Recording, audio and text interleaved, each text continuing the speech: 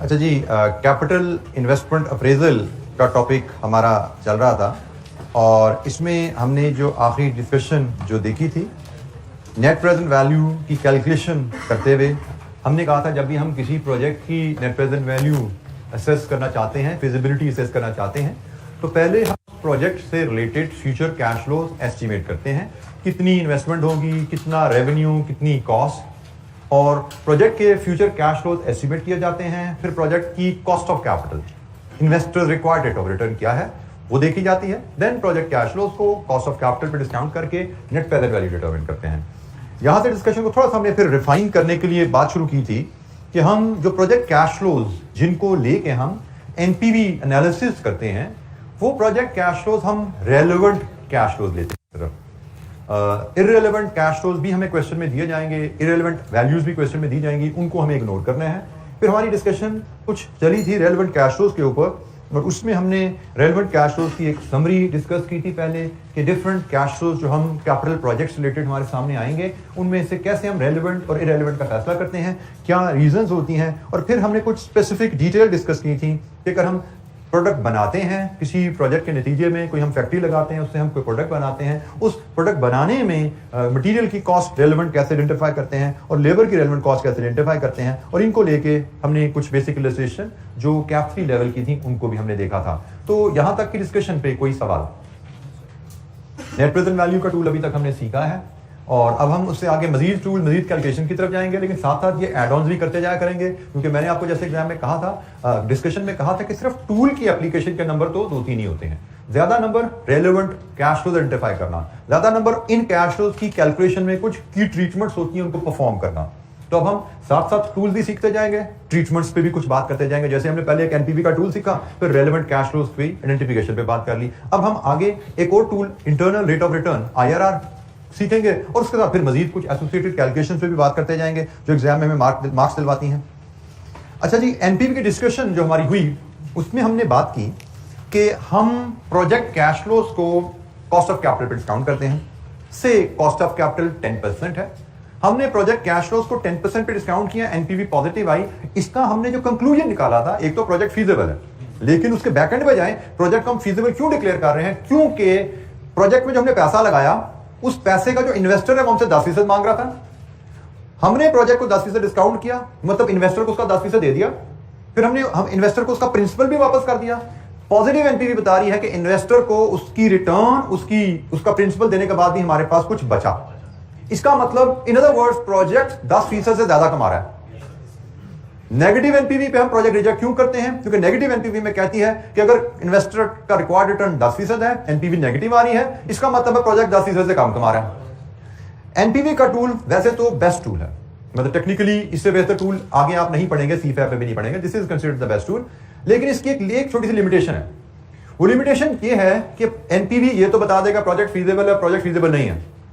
NPV ये तो बता देगा प्रोजेक्ट 10% से ज्यादा कमा रहा है या 10% से कम कमा रहा है। जब कभी कॉस्ट ऑफ कैपिटल हमारी 20% होगी तो ये तो बताएगा जी 20% से ज्यादा कमा रहा है, 20% से कम कमा रहा है। लेकिन प्रोजेक्ट कितने % रिटर्न दे रहा है, ये भी एक की इंफॉर्मेशन है जिसमें बिजनेसमैन इंटरेस्टेड होते हैं।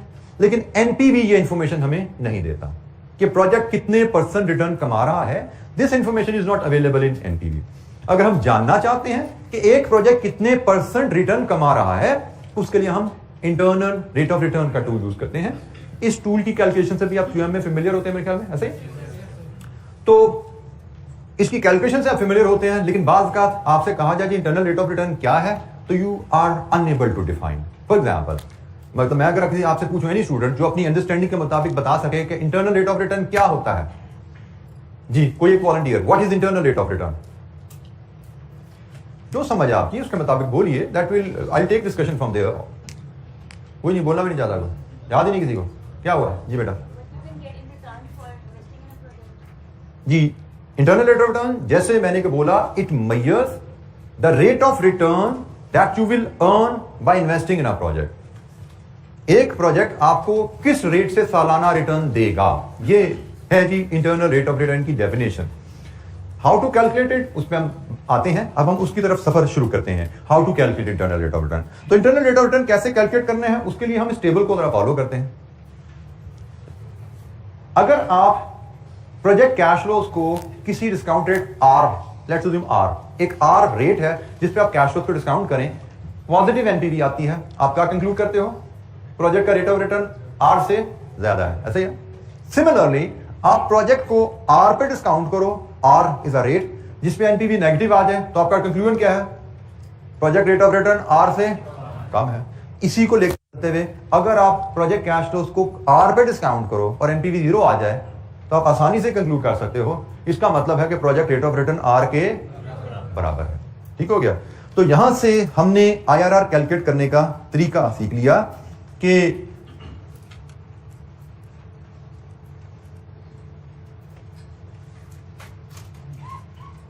यहां से हम आईआरआर कैलकुलेट करने का तरीका सीखते हैं कि भाई इसका मतलब अगर हमें प्रोजेक्ट का रेट ऑफ रिटर्न जानना है, जिसको हम आईआरआर कहते हैं, अगर हमें प्रोजेक्ट का रेट ऑफ रिटर्न जानना है तो हमें ऐसा आर ढूंढना है जिस पे एनपीवी 0 है। अच्छा, अब यहां पे ना अक्सर बच्चे इस मेथड में एनपीवी की तलाश को एनपीवी मेथड की एनपीवी से कंफ्यूज करते हैं। वो एक अलग चीज है। एनपीवी मेथड में हम कैश फ्लो को डिस्काउंट करते हैं कॉस्ट ऑफ कैपिटल से, जो कि इन्वेस्टर्स जो हमें पैसा दे रहे हैं उनका रिक्वायर्ड रिटर्न है। तो वहां पे हम देखते हैं कैश फ्लोज को इन्वेस्टर के रेट पे डिस्काउंट करके, जो कि गिवन होता है कि भाई प्रोजेक्ट उस रेट को मीट कर रहा है कि नहीं कर रहा। पॉजिटिव एनपीवी मतलब प्रोजेक्ट उस रेट को मीट नहीं, एक्सीड कर रहा है। नेगेटिव एनपीवी का मतलब प्रोजेक्ट उस रेट को मीट नहीं कर रहा। तो एनपीवी में हमें R as cost of capital given होता है। यहां पे हम एक आर ढूंढेंगे। कौन सा आर? ऐसा आर जिस पे एनपीवी 0। ठीक हो गया? तो यहां पे हमारे लिए रेलेवेंट एनपीवी नहीं है, हम एनपीवी 0 के लिए तो जान मार रहे हैं। हमारे यहां पे रेलेवेंट क्या है? आर ढूंढ रहे हैं। वहां पे हम एनपीवी कैलकुलेट कर रहे थे, यहां पे आर की तलाश है हमें। उधर हमें एनपीवी की तलाश थी, यहां पे आर की तलाश है। इधर हम आर को देखते हैं, एनपीवी तो हमें पता 0 आनी है भाई, 0 लाने की तो हम कोशिश खुद कर रहे हैं कि कहां पे 0 आती है, ढूंढो। अच्छा जी, इसका बिहेवियर कुछ ऐसे होता है। आप एक प्रोजेक्ट कैश फ्लोज लीजिए, आप उनको पहले से 5% पे डिस्काउंट कीजिए, there is a possibility NPV positive आएगी।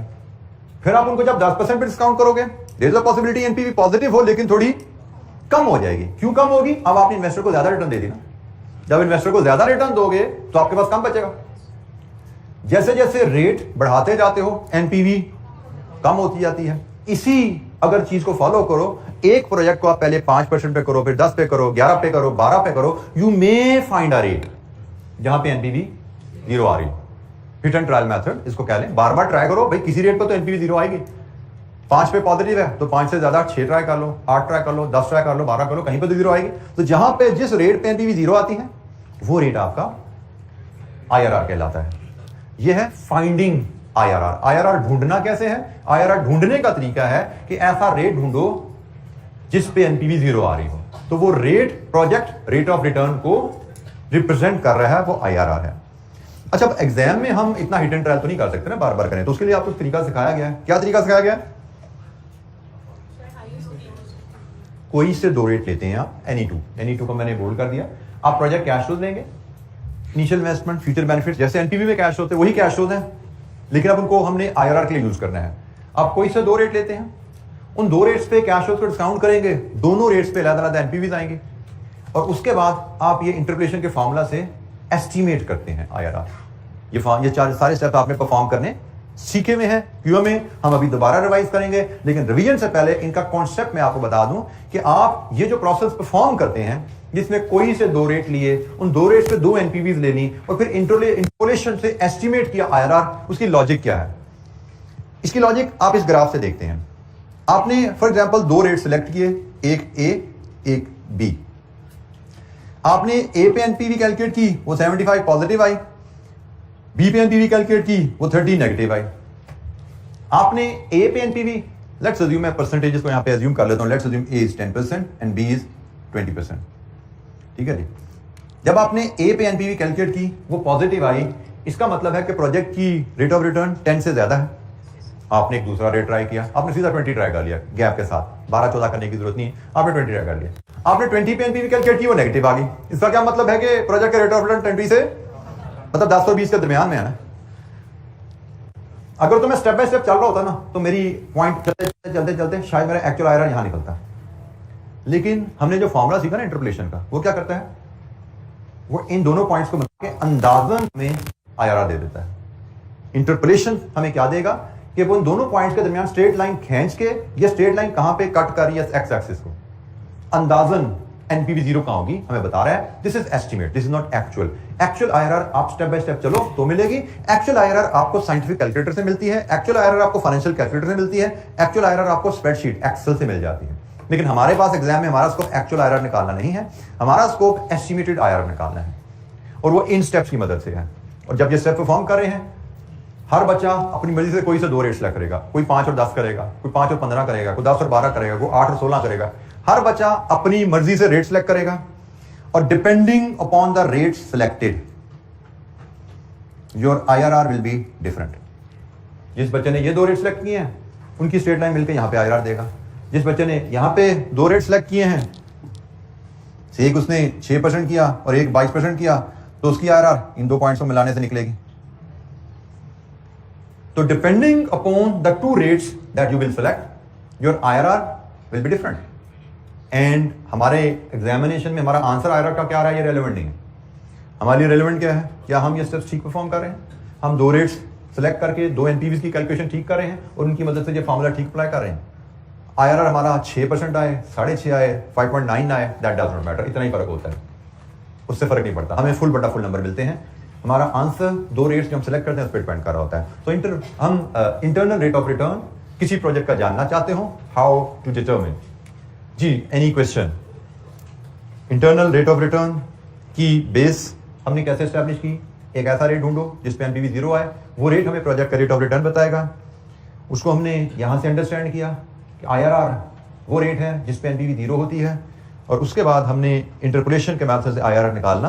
और इंटरपोलेशन हमें जो आईआरआर एस्टिमेट देता है, एक्यूरेट आईआरआर नहीं देता, ये बात समझी। कोई सवाल किसी बच्चे के ध्यान में आईआरआर को लेकर? जी बेटा।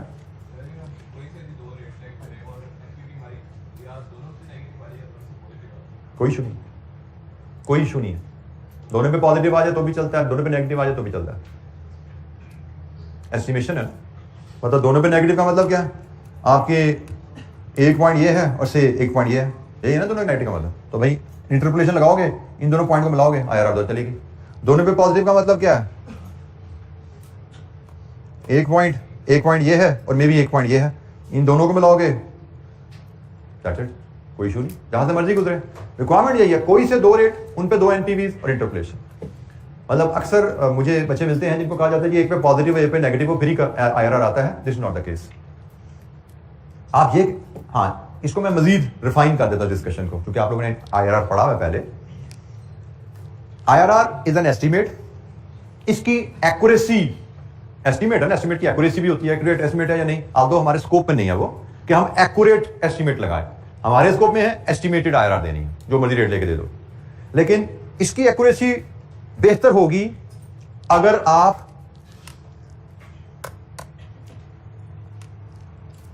एक पॉजिटिव और एक नेगेटिव लेकर चलो, और वो भी ऐसे 2 रेट लो कि जिनमें गैप कम से कम हो। For example, I am just assuming actual IRR यहां पे है से 15%, से एक्चुअल आईआरआर इज 15%। तो आपकी एक्यूरेसी बहुत बेहतर आएगी अगर आप 14 और 16% पे एनपीवी लेकर इंटरप्रेट करो। अगर आप 10 और 20 पे लेकर इंटरप्रेट कर रहे हो, आईआरआर ये आ रही है। 14 और 16 पे लेकर कर रहे हो तो आईआरआर एक्चुअल के बिल्कुल करीब आ रही है। तो एस्टिमेट की एक्यूरेसी बेहतर होती जाती है अगर एक रेट वो लें जिसपे एनपीवी पॉजिटिव है, एक रेट वो लें जिसपे एनपीवी नेगेटिव है, और उन रेट्स का गैप कम से कम हो। ये एक थ्योरेटिकल डिस्कशन है, हमें एक्यूरेट एस्टिमेट एग्जाम में प्रोड्यूस नहीं करना। हम एग्जाम में 2 रेट इधर ले लें, 2 इधर ले लें, एक इधर ले लें, जो मर्जी ले लें, हम आजाद। बस हमें फिर कैलकुलेशन ध्यान से परफॉर्म करनी है, क्योंकि सारी बात है 2 पॉजिटिव एनपीवी है, 2 नेगेटिव एनपीवी है, फॉर्मूले में आपकी कैलकुलेशन को जरा एडजस्ट करना पड़ता है। वैल्यूज को प्लस माइनस साइन आते हैं, उनको एडजस्ट करना पड़ता है। कोई इशू नहीं है जी बेटा।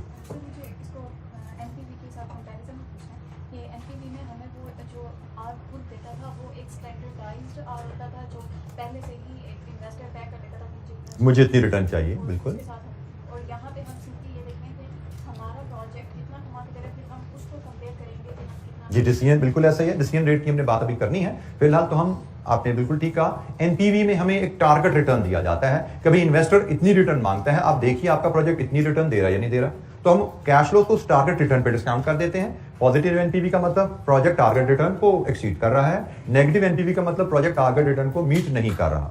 वहां पे हम देखते हैं कि टारगेट रिटर्न हमें जो गिवन है एग्जाम में, क्वेश्चन में, क्या प्रोजेक्ट उस रिटर्न को मीट कर रहा है, और यहां पे हम देखना चाहते हैं प्रोजेक्ट कितने % रिटर्न दे रहा है। दो डिफरेंट एस्पेक्ट्स हैं। अल्टीमेटली हमने इसकी बेस पे भी प्रोजेक्ट इन्वेस्टमेंट अप्रेजल डिसीजन ही लेना है कि हमें प्रोजेक्ट एक्सेप्ट करना है कि नहीं करना, उस पर ही बात करनी है। लेकिन पहले हम जरा आईआरआर की कैलकुलेशन को जरा क्लियर कर लें। चलिए डिसीजन रूल साथ ही डिस्कस कर लेते हैं, क्योंकि आपने ऑलरेडी ये की हुई है। आप प्रोजेक्ट का रेट ऑफ रिटर्न जब निकाल लेते हैं उसको कॉस्ट ऑफ कैपिटल से कंपेयर करते हैं। कॉस्ट ऑफ कैपिटल इस क्वेश्चन में भी आपको दी जाती है, लेकिन वो अब उसका यूज यहां पे आता है आईआरआर निकालने के बाद कि प्रोजेक्ट कितने % कमा रहा है और इन्वेस्टर कितना मांगता है। तो रूल बड़ा सिंपल है, अगर प्रोजेक्ट इन्वेस्टर की डिमांड से ज्यादा रिटर्न दे रहा है आप एक्सेप्ट करोगे, अगर प्रोजेक्ट की रिटर्न इन्वेस्टर की डिमांड से कम है आप प्रोजेक्ट रिजेक्ट कर देते हो। और कंपैरिजन में जिस प्रोजेक्ट का रेट ऑफ रिटर्न ज्यादा है वो बेहतर है, जो ज्यादा रेट से कमा रहा है वो बेहतर है। तो डिसीजन रूल भी हमने आसानी से डिस्कस किया। अब हम 2 इलस्ट्रेशंस करेंगे आईआरआर की कैलकुलेशन की, और उन पे भी ये डिसीजन रूल अप्लाई करते जाएंगे, साथ देखते जाएंगे। हमारे पास इलस्ट्रेशन 14 है जी। पहले let's have a look at illustration 14। ये सारी चीजें मैंने आपको बोला है स्लाइड्स पे अवेल जो आती हैं वो आपके नोट्स में शामिल हैं। नोट्स आपके सामने से गुजरते हैं, आप इनको देख सकते हो। अच्छा जी, the company is evaluating project A. Illustration 14. It will require initial investment of 90,000 and estimated future relevant cash flows over its life are as under. Year 1, 2, 3, 4, 5. It is expected that at the end of project life, capital asset can be disposed of for 4,000. Company has a cost of capital of 10%. Requirement क्या है? Calculate internal rate of return of the project. Project cash flows हमारे पास हैं, हमें internal rate of return निकालना है। हमने तरीका का जो सीखा हुआ है, प्रोजेक्ट कैश फ्लोज को एनुअल पीरियोडिक इंटरवल पे अरेंज करते हैं, 2 रेट्स पे डिस्काउंट करके 2 एनपीवीज और फिर इंटरपोलेशन का फार्मूला। तो सबसे पहले हम कैश फ्लोज को अरेंज करके अपने सामने लेके आते हैं।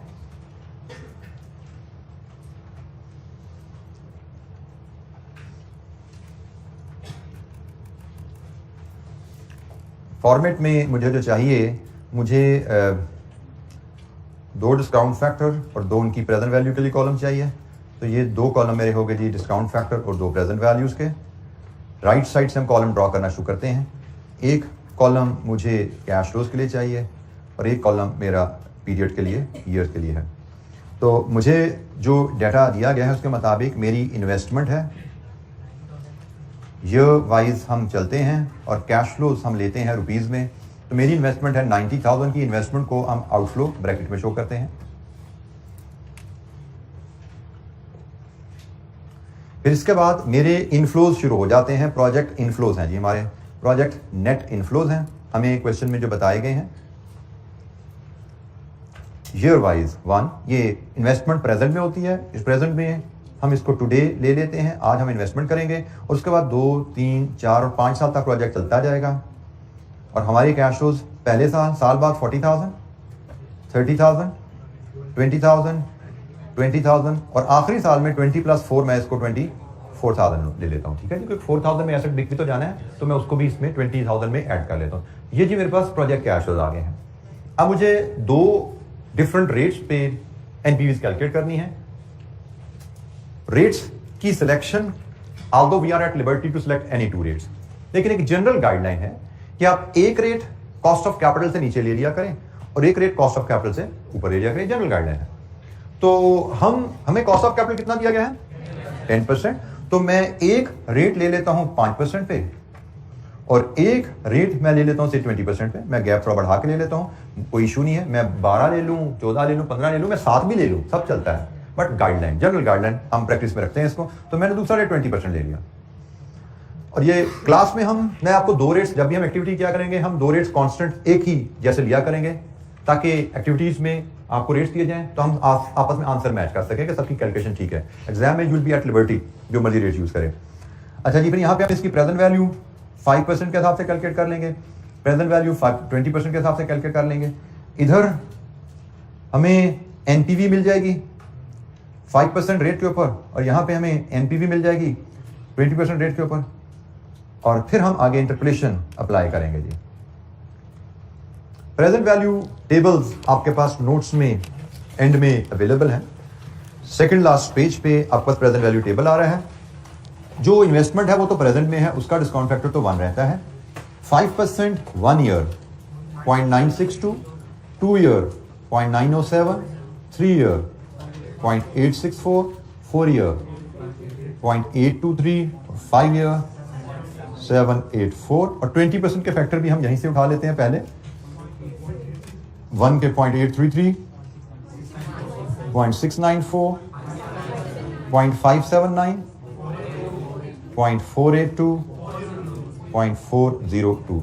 लीजिए जी, हमने दो रेट्स जो सिलेक्ट किए थे उन दोनों रेट्स के हमने डिस्काउंट फैक्टर ले लिए। अब हम cash flow into discount factor present value 90,000 जी, 40,000 into 0.962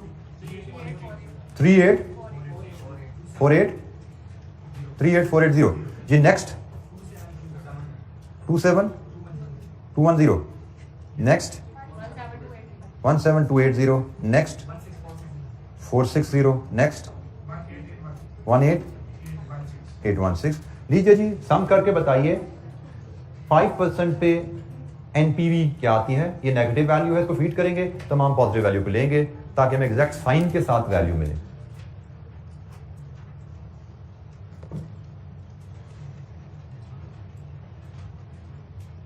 NPV of this project अगर हम 5% पे कैलकुलेट करें,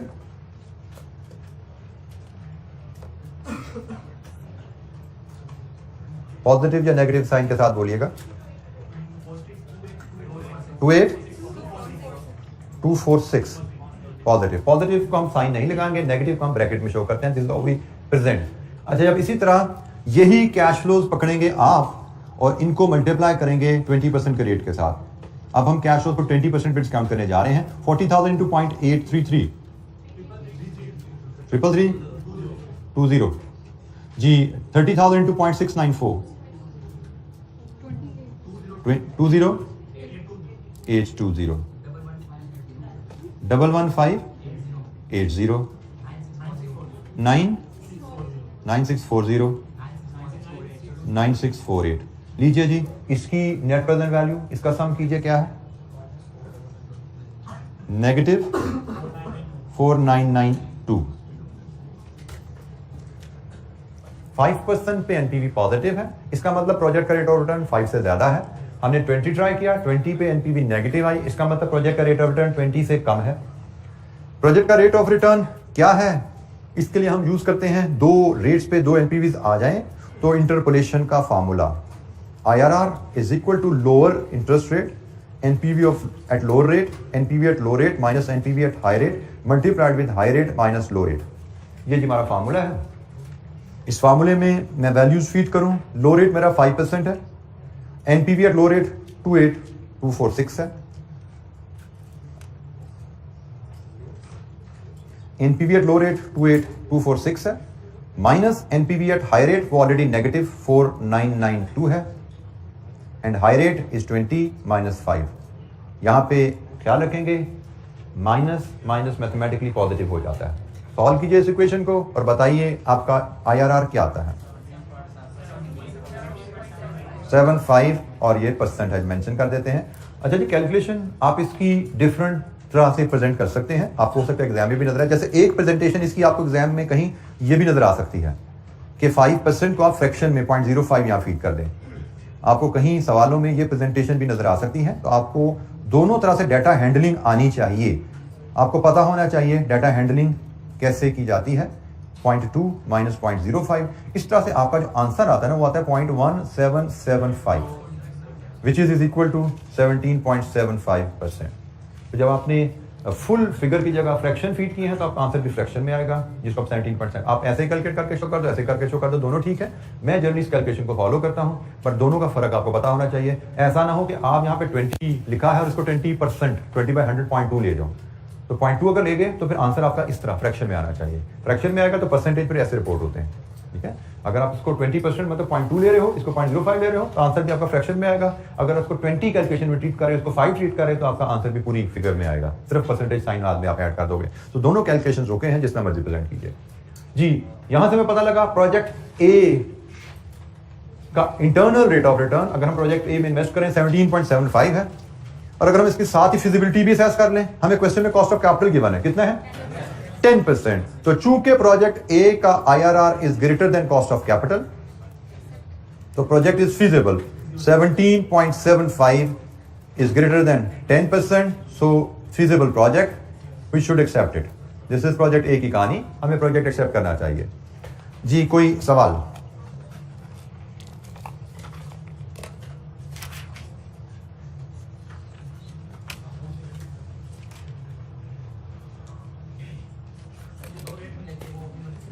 जी बिल्कुल, एनी टू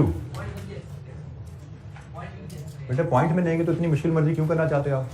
फैक्टर कहाँ से लाओगे? टेबल से वो कर लें आप जो मर्जी, 2.25 ले लो, 3.75 ले लो, लेकिन फैक्टर आपको कैलकुलेटर पे कैलकुलेट करने पड़ेंगे and you will be making your life difficult. तो हमने एग्जाम में जिंदगी आसान रखनी है, जहाँ पे हमें लिबर्टी दी जाए हम वो काम करेंगे जिससे हमारी जिंदगी आसान होती हो। जी एनी क्वेश्चन, कोई सवाल? इसका आर तो यहाँ पे डिस्कस नहीं ना हुआ, यहाँ पे तो हम जानना चाह रहे हैं प्रोजेक्ट सालाना किस रेट से कमा के दे रहा है। इंटरनल रेट ऑफ रिटर्न है क्या? ये प्रोजेक्ट सालाना क्या रेट ऑफ रिटर्न कमा रहा है? This is 17.75% per annum. Project सालाना 17.75% कमा रहा है। और यहाँ पे आए तो यहाँ पे हम क्या देख रहे हैं? प्रोजेक्ट तो 17.75 कमा रहा है, इन्वेस्टर कितना डिमांड कर रहा है? इन्वेस्टर को अपने 10% देना है, तो प्रोजेक्ट इन्वेस्टर की रिक्वायरमेंट से ज्यादा कमा रहा है, इसलिए हम इसको फिजिबल डिक्लेयर कर रहे हैं। आर, अब कहीं सिर्फ आर की बात को भूल जाओ, सिंपल आर इज नथिंग, या कॉस्ट ऑफ कैपिटल है या IRR है। कॉस्ट ऑफ कैपिटल एनपीवी में कॉस्ट ऑफ कैपिटल है डिस्काउंटेड, और IRR में कोई से दो रेट लेंगे, कोई से दो रेट डिस्काउंट के लिए यूज करेंगे और इंटरपोलेशन से IRR डिटरमिन करेंगे। यहाँ पे जो रेट ऑफ रिटर्न आ रहा है ये प्रोजेक्ट का रेट ऑफ रिटर्न है। तो आर तो पहले एक दूसरे दिन की बात थी जब हमें कॉस्ट ऑफ कैपिटल का मतलब नहीं पता था, जब हमें इंटरनल रेट ऑफ रिटर्न का मतलब नहीं पता था। अब जब हम कॉस्ट ऑफ कैपिटल जान चुके हैं, जब हम इंटरनल रेट ऑफ रिटर्न को जान चुके हैं, तो अब हम रिटर्न रेट ऑफ रिटर्न की जब बात किया करेंगे तो या वो प्रोजेक्ट का रेट ऑफ रिटर्न होगा या वो इन्वेस्टर का रेट ऑफ रिटर्न होगा। ठीक है, तो आर वैसे आर इज नथिंग नाउ। जी एनी क्वेश्चन, कोई सवाल? अच्छा जी, एक रिपीट एक्टिविटी कीजिए। इलस्ट्रेशन 15 में आपके पास प्रोजेक्ट बी का डाटा अवेलेबल है जिसमें इन्वेस्टमेंट 20,000 की है। ये कैश फ्लोज है जी उसके 10,000, 8,000, 6,000, 4,000, 4,000 और रेजिडुअल वैल्यू 2,000 है। इसका कॉस्ट ऑफ कैपिटल भी 10% है। ये आपकी क्लास एक्टिविटी है, आप मुझे इसमें से वैल्यूज एक्सट्रैक्ट करके देंगे। मैं गाइडलाइन आपको दे रहा हूं जिसके मुताबिक आप वैल्यूज देंगे। हम इलस्ट्रेशन 15 में आप मुझे शेयर करेंगे एनपीवी एट से 5%, यही दो रेट्स में आपको प्रपोज करता हूं, एनपीवी एट 20% और फिर IRR ऑफ प्रोजेक्ट बी। हमने यहाँ पे IRR of project A calculate कर लिया है, अब IRR ऑफ प्रोजेक्ट बी आपने निकालना है। सेम फॉर्मेट आप यूज करेंगे, सेम फॉर्मेट्स, ये जो फॉर्मेट हमने यूज किया इसी को यूज करेंगे। सिर्फ बदलना क्या है आपने, यहाँ पे कैश फ्लो, यहाँ पे अब कैश फ्लोज आप प्रोजेक्ट बी के ले लेंगे, फैक्टर भी यही आपके चलने हैं और कैश फ्लो को फैक्टर से मल्टीप्लाई कर इसी फॉर्मेट पे दो एनपीवी निकालनी है। मुझे आपने ये फाइनल वैल्यू शेयर करनी है, ये एनपीवी क्या आ रही है, ये एनपीवी क्या आ रही है और इंटरप्रेशन के बाद IRR क्या आ रहा है। तो मैंने आपके सामने फॉर्मेट कर दिया है। कैश फ्लोज प्रोजेक्ट बी के आप अपने नोट से देखिए, तो इस फॉर्मेट को आप कॉपी कीजिए, कैश फ्लो दीजिए प्रोजेक्ट बी के इलस्ट्रेशन 15 में, और रेट भी मैंने क्या दिया, एक 5% एक 20%, यही दो रेट लेके चलिए।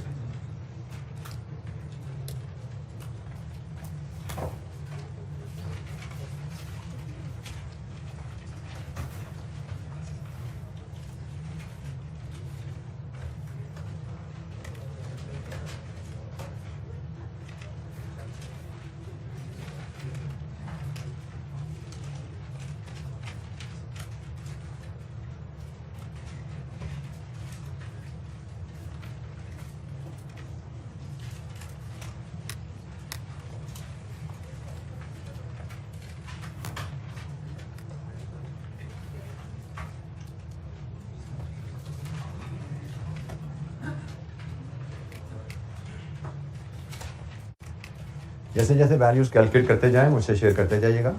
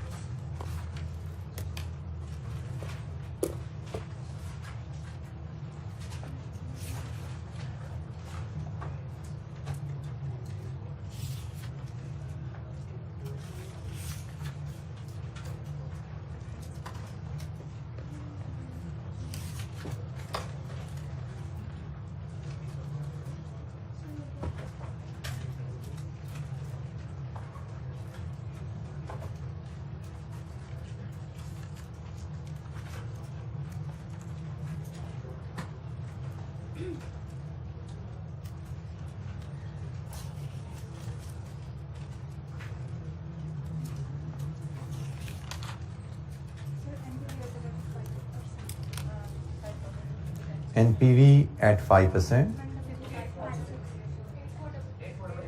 8488, NPV at 5%, 8488।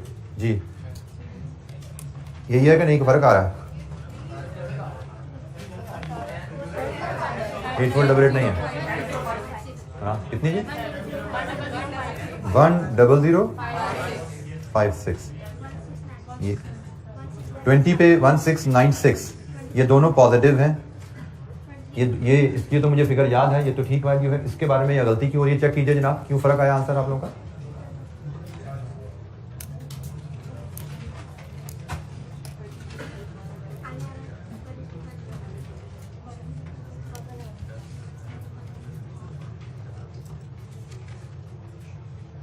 बेटा ये 6000 है, आखिरी ईयर 5 का कैश हो 6000 है भाई, उसमें रेजिडुअल वैल्यू भी ऐड करनी है। तो I believe that is the mistake. शायद रेजिडुअल वैल्यू ईयर 5 में आप लोग ऐड करना भूल गए, जिनकी वैल्यू कम आ रही है। ईयर 5 में कैश फ्लो आपका 6000 है, तो ये जनाब 10056 probably it should be the right answer. ऐसा ही है जी। तो IRR क्या है जी? 23.04%। हमारी NPV 20% पे भी पॉजिटिव आई है, इसका मतलब है कि हमारा IRR 20 से ज्यादा होगा। हमें ये पता होना चाहिए। अगर किसी वजह से हमारा आंसर 20 से कम आ रहा होता तो हमें पता लग जाना चाहिए था गलती होगी है कोई। 20% पे पॉजिटिव NPV का मतलब है प्रोजेक्ट का रेट ऑफ रिटर्न 20 से भी ज्यादा है। जी जनाब, ये हमारे पास इलस्ट्रेशन 15 की वैल्यूज हैं। 5% पे NPV, 20% पे NPV, दोनों पॉजिटिव हैं। इंटरप्रेशन इस्तेमाल किया। बस फर्क सिर्फ क्या होगा इंटरप्रेशन में कि आप जब इसको यूज करने जाएंगे IRR में, तो 5 प्लस 10056 ओवर 10056 माइनस, अब ये माइनस माइनस प्लस नहीं होगा, सिर्फ ये फर्क रह गया। तो आपने देखा दोनों पॉजिटिव NPV हैं, उनसे भी इंटरप्रेशन हो जाती है। बट मैथमेटिकली आपको देखना पड़ा कि भैया पे अब हमने पॉजिटिव नहीं किया, ये नेगेटिव रह गया है। तो ये 23.04%, यहां से आपने ये इंटरप्रेशन से IRR निकाली। एनी क्वेश्चन, कोई सवाल?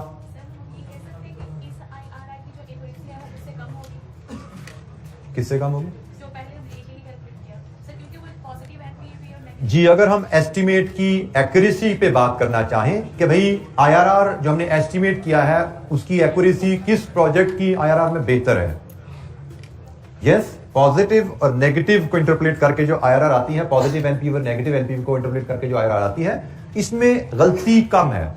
ये एक्चुअल IRR से करीब तर है, और पॉजिटिव को करके जो आ रही है शायद इसमें एक्यूरेसी कम है, इसमें गलती ज्यादा है। But again having said this, ये हमारे स्कोप में नहीं है। गलती कम या ज्यादा नॉलेज के लिए हमने सीख लिया, बात कर ली, एग्जाम में ये रेलेवेंट नहीं है। एग्जाम में हमने जो प्रोजेक्ट A की IRR की उसके भी 10 नंबर मिलेंगे, हमें प्रोजेक्ट B की IRR की इसके भी पूरे 10 मिलेंगे, हमारा कोई नंबर नहीं कटेगा। एग्जाम में एक्यूरेसी की रिक्वायरमेंट हमारी नहीं है, सिर्फ इंटरपोलेशन के थ्रू, कोई से दो रेट लेके इंटरपोलेशन के थ्रू IRR डिटरमिन करना हमारी ये रिक्वायरमेंट है। जी बेटा, सॉरी ग्राफ नहीं बेटा, ग्राफ सिर्फ लर्निंग के एक्सप्लेनेशन के लिए आपको बताया गया। जी बेटा, बेटा आपका आंसर डिफरेंट आ रहा होगा राउंडिंग ऑफ की वजह से। Unless you have made an error, unless आपने गलती की हो, तो फिर राउंडिंग ऑफ की वजह से आपका डिफरेंस आ रहा होगा। फॉर एग्जांपल आपकी क्या वैल्यू आ रही है, ये क्या आ रही है?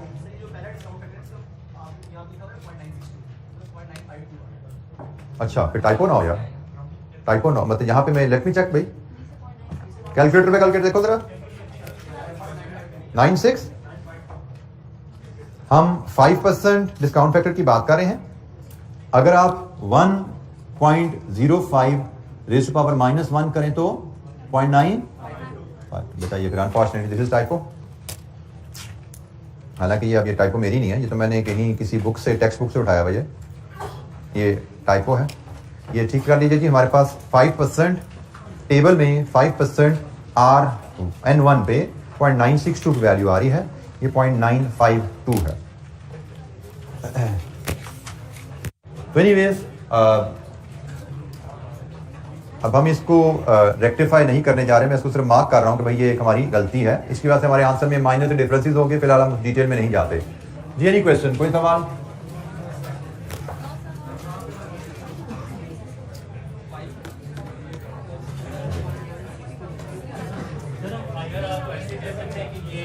कॉस्ट ऑफ कैपिटल की अगर हम एनपीवी निकालें, कॉस्ट ऑफ कैपिटल की परसेंटेज अगर हम एनपीवी निकालें, वो एनपीवी की परसेंटेज और cost of capital plus equal to IRR. इतनी मुश्किल बात क्यों करना चाह रहे हो यार? ये तो मुझे भी समझ नहीं आई, तुमने कह दिया। मैं कह रहा हूँ कि कॉस्ट ऑफ कैपिटल पे अगर एनपीवी निकालते हैं, बेटा आप कहना चाह रहे हैं कॉस्ट ऑफ कैपिटल पे एनपीवी निकालते हैं, कॉस्ट ऑफ कैपिटल 10% है, एनपीवी आ गई 5000 आ गई है, 10% एनपीवी कॉस्ट ऑफ कैपिटल है, एनपीवी 5000 है। अब 5000 को और 10% को कैसे ऐड कर सकते हो आप आईआरआर पे जाने के लिए? 5000 आया है, वो जो हमने इन्वेस्टमेंट की है 92% उसकी परसेंटेज निकालेंगे और उस परसेंटेज करके देखना, जब बराबर हो जाए तो फिर बात करना। सर मैंने किया अभी बराबर हो गया? नहीं ना हुआ तो इसका मतलब ठीक नहीं है, इसका मतलब दिस कांट बी डन। ठीक है, फर्क है जी। एनी क्वेश्चन, कोई सवाल? कोई सवाल? हमें IRR internal rate of return, project का रेट ऑफ रिटर्न जानना है, और net present value project target return को मीट कर रहा है कि नहीं कर रहा, हमें ये जानना है। हमें इन दोनों को कंपेयर करना है डिस्कशन की हद तक, इनकी वैल्यूज को मिलाने की कोशिश करना थोड़ा सा आपकी स्कोप से बाहर होगा। मे बी आप थोड़ा सा और रिसर्च कर लें, थोड़ा सा और सीख लें, तो शायद इसको एग्जैक्टली मैच करने का मैथमेटिक्स जान पाएं। देखिए ना, मैथमेटिक्स है, मैथमेटिकली हम कहीं ना कहीं को मिला पाएंगे, बट स्कोप में नहीं है, तो जो स्कोप का काम है वही काम कर लें तो बड़ी बात है हमारे लिए जी। एनी क्वेश्चन, कोई सवाल?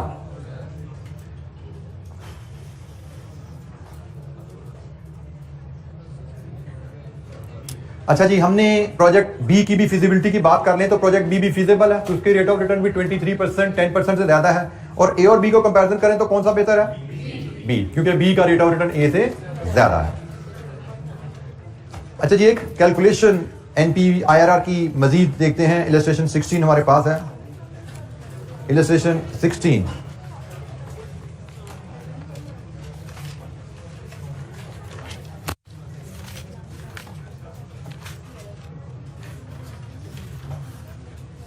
पेज नंबर 16 पे, इसमें हमसे पूछा जा रहा है कि हम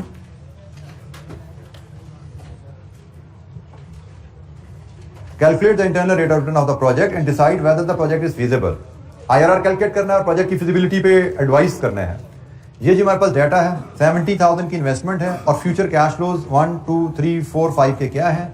NPV of the above cash flows discount rate at 5% is 5060। 5% पे एनपीवी दे दी गई है, कॉस्ट ऑफ कैपिटल 10% है। जिसका मतलब हमें सिर्फ एक कोई रेट लेना है जिस पे एनपीवी लेनी है। इस इलस्ट्रेशन में हमें एक रेट पे एनपीवी दे दी गई है, हम कोई सा दूसरा रेट लेकर उस पे एनपीवी निकालेंगे और फिर इंटरप्रेशन करनी है। हमें दो रेट्स पे दो एनपीवी हम नहीं करनी, एक पे दे दी गई है, तो हम दूसरा रेट हम 15% लेते हैं जी। आप इन कैश फ्लोज की, ये इनिशियल इन्वेस्टमेंट है और ये पूरे कैश फ्लोज हैं, आप एनपीवी एट 15% कैलकुलेट कीजिए क्या आती है, और फिर इंटरपोलेशन से आईआरआर ले लेंगे। 5% की एनपीवी आपके पास है, 15% की एनपीवी आपके पास आ जाएगी, इंटरपोलेशन अप्लाई करेंगे जी। इन कैश फ्लोज की इनिशियल इन्वेस्टमेंट को इसके साथ जोड़िए और 15% पे एनपीवी बताइए क्या आती है।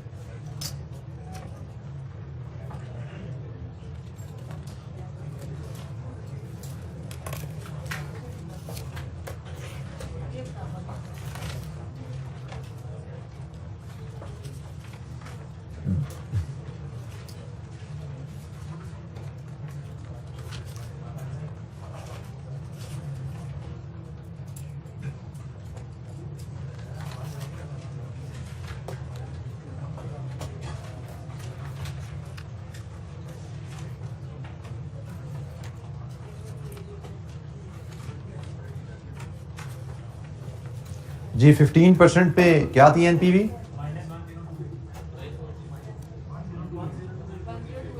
$10,280 नेगेटिव। इसका मतलब आईआरआर 5 और 15 के दरमियान कहीं आएगी। तो क्या थी आईआरआर?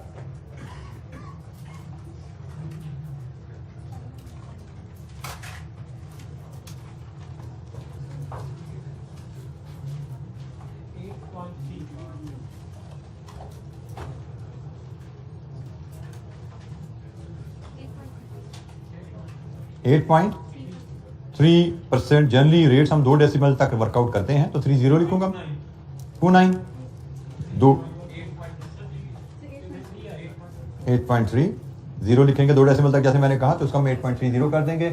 और फिर उसने कहा प्रोजेक्ट फीजिबल है या नहीं है, तो इसका हम कंपैरिजन करेंगे कॉस्ट ऑफ कैपिटल से, which is 10%। Cost of capital हमें बताया गया है जी 10%। तो 10% से तो इसके मुताबिक project is not feasible, project feasible नहीं है, क्योंकि इसका rate of return cost of capital से कम है। इन्वेस्टर 10% डिमांड कर रहा है, ये 8.3% देता है।